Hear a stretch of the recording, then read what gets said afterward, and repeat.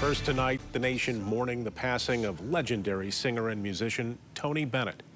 Bennett, a World War II veteran and a civil rights activist, is described as one of the most beloved voices in the history of American music. Tonight, a Grand Rapids woman is sharing the moments that she met him back in the 90s. News 8's Taylor Morris has this story. Edie Evans Hyde is the founder and director of Ebony Road Players, a Grand Rapids theater company which works to inspire and educate the cultures of the West Michigan community, with theater productions focused on the Black community.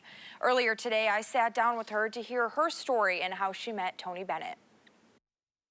He made things better just by his singing.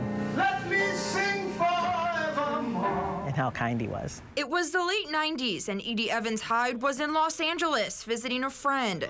She herself was and still is a jazz singer.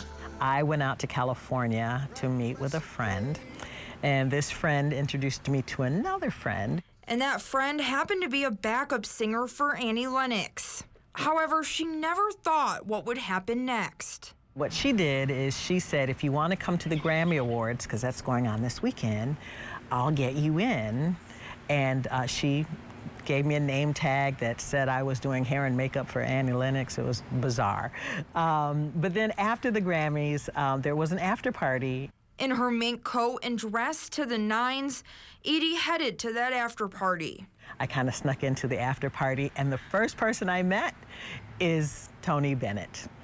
And I just had to go over to him and say, I adore you. He said, oh, well, then we have to get a picture together.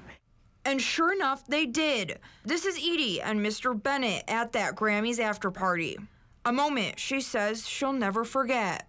How wonderful is it that he would not, just shoo me away as a no one, that he actually, I think he liked his people that liked him, Edie says she's been a fan of Mr. Bennett ever since the jazz singer made a name for himself. His career was very long, even when I was young. And what I liked about him later on, of course, is really working with other singers and just this intergenerational type of approach he had to his music where everyone loved him. Tony Bennett was 96 years old. He is survived by his wife and kids. Brian?